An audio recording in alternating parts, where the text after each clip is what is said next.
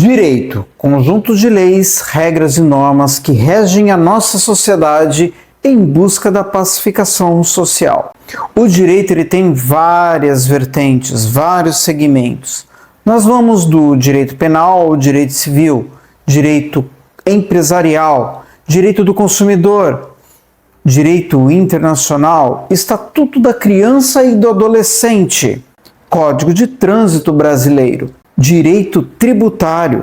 Nós temos várias leis, regras e normas para cada tipo de necessidade da nossa sociedade. Todas essas regras, todas essas normas, todas essas leis, elas estão amparadas pela espinha dorsal do direito, que é a Constituição Federal. Essa nós temos o direito e o dever de conhecer. Meu nome é Alexandre, você está no canal Mundo do Saber e hoje nós vamos aprender sobre 6 práticas proibidas no Brasil e que você nem sabia. Vamos lá?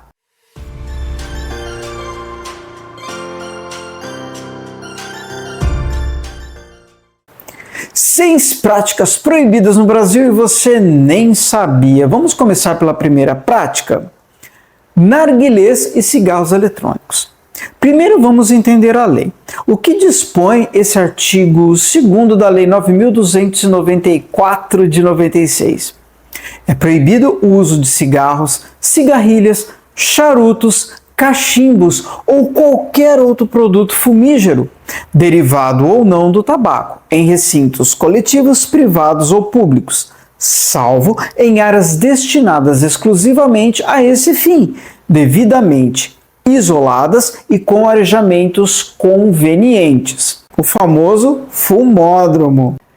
Desde 2009 foi incluída nessa mesma lei o narguilé e cigarros eletrônicos. Mas por quê? Bem, a Agência Nacional de Vigilância Sanitária, que é a Anvisa, impõe uma proibição nacional à venda, importação e distribuição de cigarros eletrônicos, incluindo o narguilé, devido aos riscos à saúde associados a esses produtos.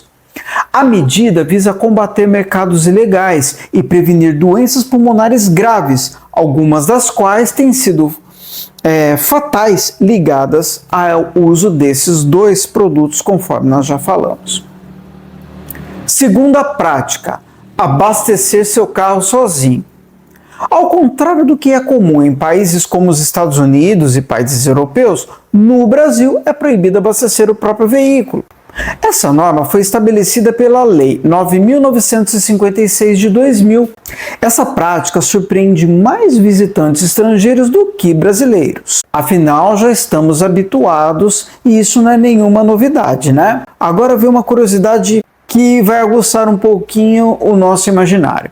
Ocorreram muitas tentativas de derrubar essa lei quando ela entrou em cena, por deputados e senadores, porém sem sucesso, e ela permanece em vigor até hoje.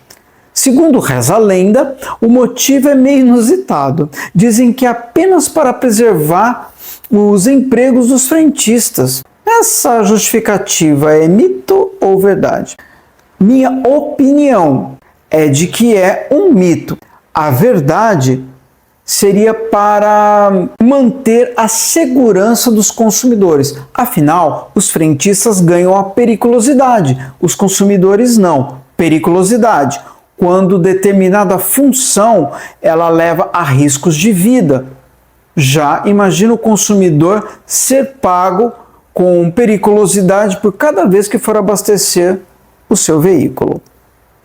É de se pensar.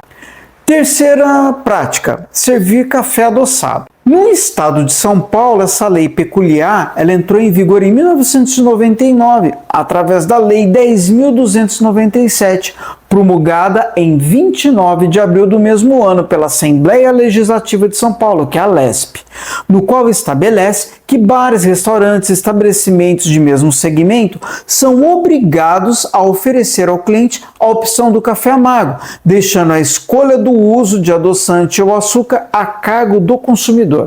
Apesar de tudo, a lei faz sentido. Afinal, nos dias de hoje, muitas pessoas optam por não utilizar açúcar, e sim adoçar o café ou até mesmo tomá-lo puro. Na onda fitness, vale o que o cliente quer. Quarta prática: pedalar na calçada. Vamos entender a lei? De acordo com o artigo 59 do Código de Trânsito Brasileiro, não é permitida a circulação de bicicletas pela calçada, a menos que haja sinalização permissiva pelo órgão público responsável. Na prática, sabemos que a falta de infraestrutura adequada para bicicletas em muitas cidades brasileiras leva alguns ciclistas a utilizarem as calçadas. Sabemos também que essa prática, além de ilegal, coloca em risco a segurança de pedestres, especialmente crianças e idosos, e pode resultar em multas para os ciclistas. O que acaba relaxando a lei é a falta de fiscalização por parte do poder público. Enfim, se essa lei não tiver um rigor maior, ela acaba caindo no desuso. Quinta prática: molhar pedestres ao passar em poças. O artigo 171 do Código de Trânsito Brasileiro dispõe usar o veículo para arremessar sobre os pedestres ou outros veículos água ou detritos. Infração média, penalidade, multa. Dirigir de maneira que o veículo espirre água em pedestres durante chuvas pode não apenas ser considerado uma infração média pelo Código de Trânsito Brasileiro, como penalidades financeiras e de pontos na CNH, mas também é considerado, tirando a lei de lado, uma falta de civismo e respeito ao próximo. Afinal, o meu direito termina quando começa o seu. Bom, mas aí vem uma outra pergunta. Como que nós vamos provar? Porque afinal no direito precisa de provas. Hoje em dia, com a tecnologia avançada, muitos lugares públicos e privados já possuem câmeras de segurança, o que proporciona meios de provas para incriminar o infrator. É só puxar as câmeras e as gravações. Sexta prática: pedestre também é multado pelo Código de Trânsito Brasileiro. Pois é, você pensa que só motorista pode ser penalizado? Só que não. O artigo 254 do Código de Trânsito Brasileiro dispõe: é proibido ao pedestre permanecer ou andar nas pistas de rolamento, exceto para cruzá-las onde for permitido. Cruzar pistas de rolamento nos viadutos, pontes ou túneis, salvo onde exista permissão. Atravessar a via dentro das áreas de cruzamento, salvo quando houver sinalização para esse fim. Utilizar-se da via em agrupamentos capazes de perturbar o trânsito ou para a prática de qualquer folguedo, esporte, desfiles e similares, salvo em casos especiais e com a devida licença da autoridade competente.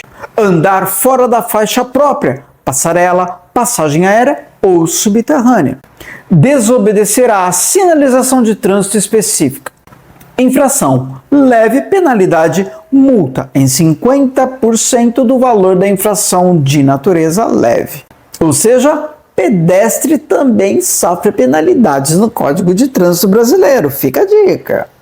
Como já falamos anteriormente, as câmeras estão espalhadas por todos os lugares e são meios de provas tanto para motoristas como para os pedestres.